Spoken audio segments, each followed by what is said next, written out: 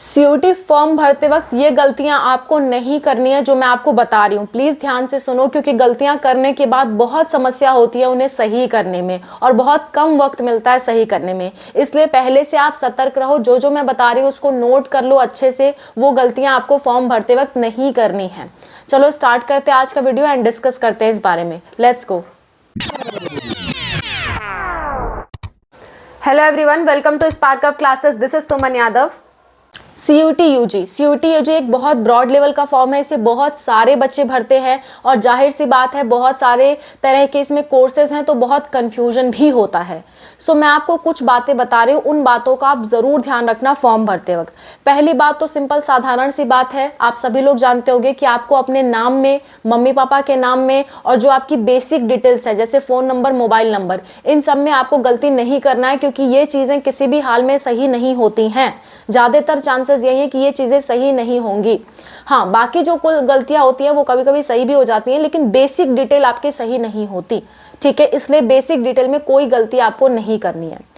दूसरी बात ये कि फॉर्म में आपको मतलब सब्जेक्ट सेलेक्ट करने का ऑप्शन आता है। तो कई बच्चे सोचते हैं हम एक ही सब्जेक्ट सेलेक्ट कर लेते हैं, या कई बच्चे सोचते हैं कि हम ज़्यादा से ज़्यादा सब्जेक्ट सेलेक्ट करेंगे तो ज़्यादा से ज़्यादा हमारे नंबर आएंगे, मिलजुल के ज़्यादा नंबर हो जाएगा तो हम कट ऑफ क्लियर कर लेंगे। तो इस भ्रम से आप दूर रहो।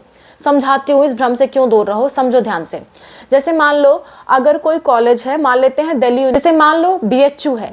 बीएचयू में आप क्या करने जा रहे हो, बीएससी जूलॉजी का कोर्स आप करना चाह रहे हो कि मुझे बीएससी जूलॉजी का कोर्स करना है, और आप सोचो मैं सिर्फ बायो में एग्जाम दे दूं मेरा एडमिशन हो जाएगा। तो ऐसा नहीं होगा। बीएचयू जूलॉजी के लिए, बीएचयू से बीएससी जूलॉजी के लिए कुछ मैंडेटरी सब्जेक्ट्स होते हैं, जैसे आपका फिजिक्स, केमिस्ट्री, बायोलॉजी। जब तक आप इन तीनों में एग्जाम नहीं दोगे तब तक आप बीएचयू में एलिजिबल नहीं हो पाओगे।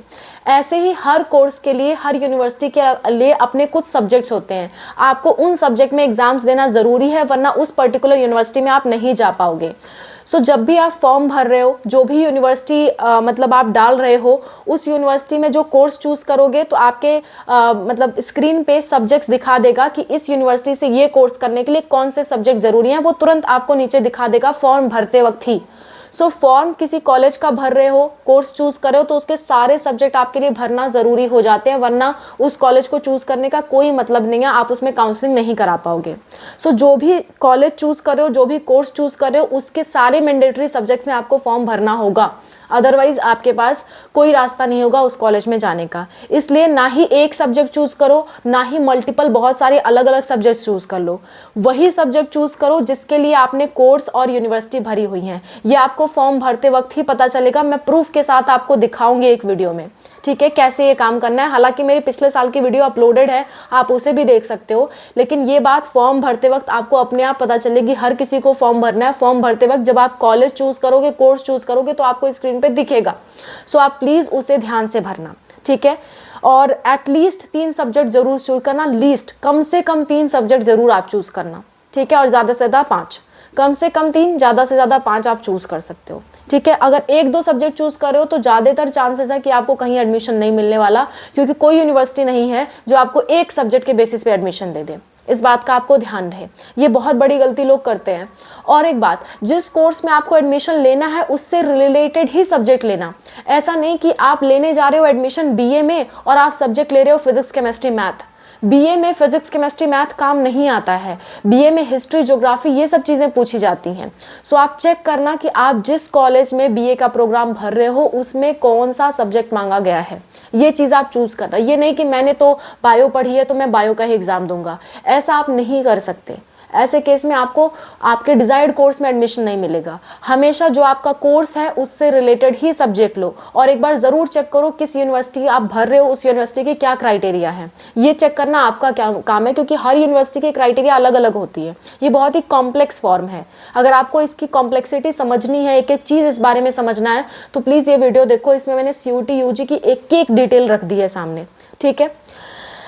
अगला, आपको डॉक्यूमेंट अपने पास अच्छे से तैयार रखने हैं। डॉक्यूमेंट्स में गड़बड़ी रहती है तो फॉर्म रिजेक्ट होने के चांसेस होते हैं, पैसे भी बर्बाद जाएंगे, साल भी बर्बाद जाएगा। अनूप सर ने इस वीडियो में सारे डॉक्यूमेंट्स बता दिए जिनकी आपको जरूरत पड़ेगी फॉर्म भरते वक्त। लिंक आपको दोनों ही वीडियो का लास्ट में मिल जाएगा। नहीं ढूंढ पाते हो, सिंपली यूट्यूब पे सर्च करो CUT डॉक्यूमेंट्स स्पार्कअप क्लासेस, तुरंत हमारी वीडियो आपके सामने आएगी, या CUT UG 2025 डिटेल्स स्पार्कअप क्लासेस, तुरंत हमारी वीडियो आपके सामने आ जाएगी। और एक बात, प्रिपरेशन के लिए आप हमारा चैनल सब्सक्राइब कर सकते हो @स्पार्कअप स्टडी। उस पर हम लोग प्रिपरेशन कराएंगे फ्री ऑफ कॉस्ट, कोई पैसा आपका नहीं लगने वाला है, कोई फीस हम लोग नहीं लेते हैं। हाँ, कोई चाहे तो कंट्रीब्यूशन दे सकता है, लेकिन फीस हम लोग नहीं लेते हैं। फीस की हमारी कोई डिमांड नहीं है, कोई भी चाहे फ्री में पढ़ सकता है, कोई चाहे पैसे देने को वो दे सकता है कंट्रीब्यूशन के तौर पर, जो कि हम लोग स्मार्ट बोर्ड के लिए कंट्रीब्यूशन करवा रहे थे। वो टोटली आपकी मर्जी है, वो फीस नहीं है, ठीक है। So it's totally your wish. Thank you so much for watching. Wish you all the best for whatever you are going to do.